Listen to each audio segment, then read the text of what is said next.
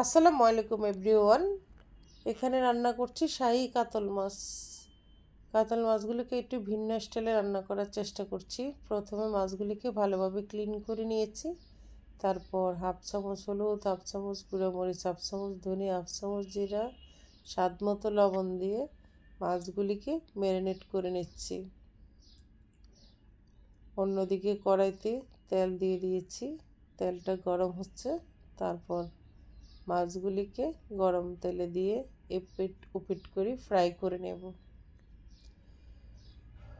বন্ধুরা বেশি বেশি করে একে অপরের ভিডিওগুলি দেখবে, দেখলে ভিডিওর ভিউ বাড়বে আর কমেন্টসের রিপ্লাই দিলে এঙ্গেজমেন্ট বাড়বে।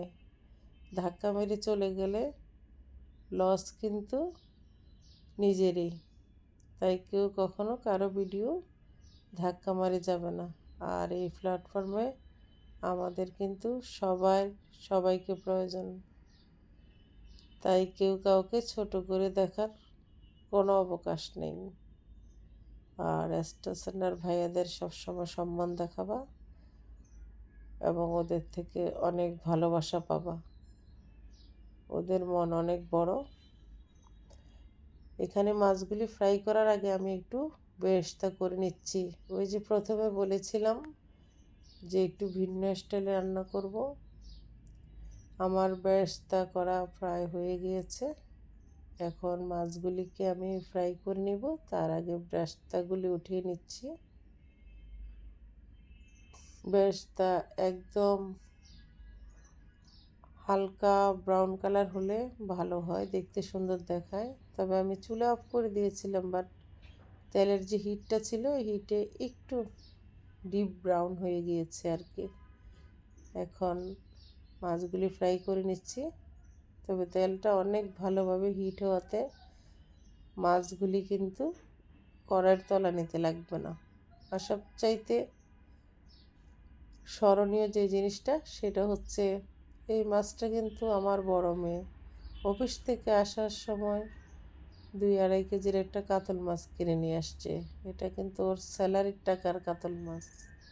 মেয়ের ইনকাম খাওয়ার মজাই আলাদা। আমার ফ্রেন্ডরা বলে, তোর তো সুখে সুখ, মেয়ে রান্না করে খাস, মেয়ের ইনকাম খাস। অনেক কষ্ট করছি না, তাহলে খাবো না কেন? এখানে দিয়ে দিয়েছি তেলের মধ্যে পেঁয়াজ কুচি, আদা রসুন পেস্ট, টমেটো সস, স্বাদ মতো লবণ। এভাবে আরও কিছুক্ষণ নেড়ে চেড়ে নিচ্ছি।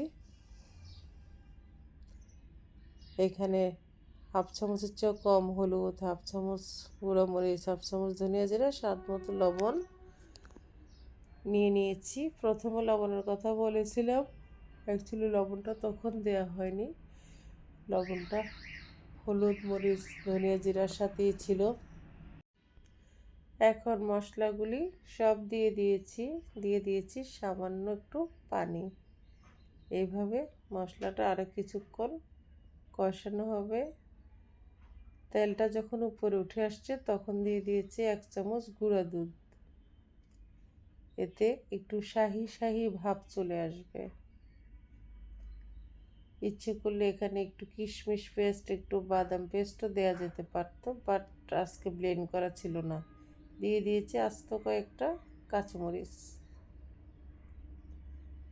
মনে হলো পানিটা অনেক কমে গিয়েছে, সেই জন্য আর একটু পানি দিয়ে দিয়েছি। প্রথমে পানির পরিমাণটা একটু বেশি থাকলে পরবর্তীতে দেয়া লাগবে না। এভাবে আরও কিছুক্ষণ রান্না করলাম। তারপরে এখন দিয়ে দেব পেঁয়াজ বেরেস্তা। পেঁয়াজ বেরেস্তা দেওয়ার পর অনেক সুন্দর একটা অ্যারোমা চলে আসবে, গ্রেভিটা অনেক ঘন হয়ে যাবে যেহেতু আদা রসুনের পেস্ট দেওয়া আছে। এখন পেঁয়াজ বেরেস্তা, গুঁড়া দুধ সব কিছুর কম্বিনেশনে অসম। আমার কাতল মাছের শাহী কাতল মাছের শাহী টুকরাও এটার নাম দেওয়া যেতে পারে। যাই হোক, যদিও শাহী টুকরা বানানো হয় পাউরুটি দিয়ে, জাস্ট ফান করলাম। আমার মাছ রান্না ডান।